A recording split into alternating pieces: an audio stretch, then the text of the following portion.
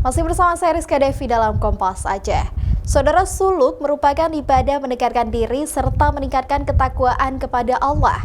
Di bulan Ramadan, banyak masyarakat yang memilih suluk untuk fokus beribadah. Seperti di Daya Darul Aman Tungkop Aceh Besar, 100 orang larut dalam zikir dan ibadah suluk.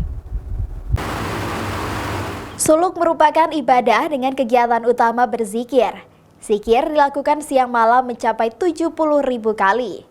Jamaah berzikir dalam hati dan menutupi kepalanya dengan kain untuk fokus melaksanakan ibadah suluk. Tahun ini ada 100 orang mengikuti suluk, meningkat dari tahun sebelumnya yang hanya 80 orang.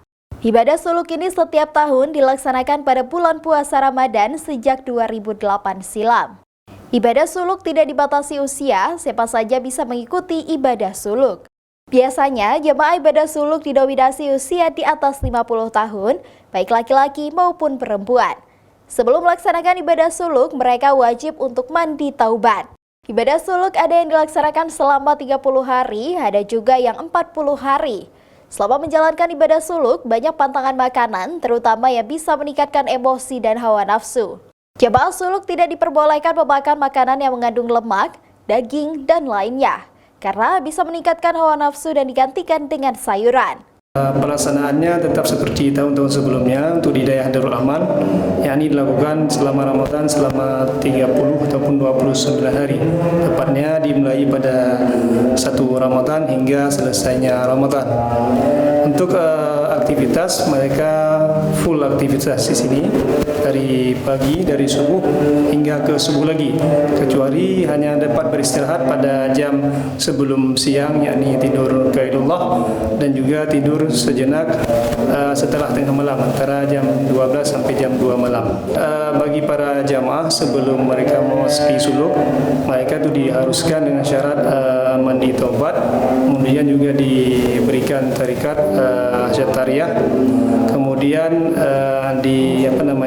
ada beberapa syarat lain yang harus pantang, seperti makanan, tidak boleh makanan yang berlemak, tidak boleh makan yang berdarah, dan tujuannya untuk kuat dalam beribadah dan juga tidak terbawa tidur ataupun banyak tidur ketika proses pelaksanaan suluk ini dilakukan.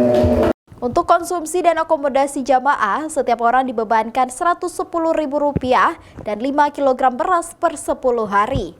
Untuk makanan disediakan panitia suluk yang dimasak dari dapur umum pesantren. Selain itu, panitia suluk juga menyiagakan tim medis untuk berjaga-jaga apabila ada jamaah yang kondisi kesehatannya menurun. Ibadah suluk sendiri mulai berkembang di Aceh pada tahun 1970-an yang dibawa oleh ulama Abuya Syekh Muda Wali Al-Halidi. Selanjutnya, ibadah suluk ini disebarluaskan oleh murid Abuya Syekh Muda Wali ke berbagai daerah di Aceh. Syahril, Kompas TV, Aceh Besar.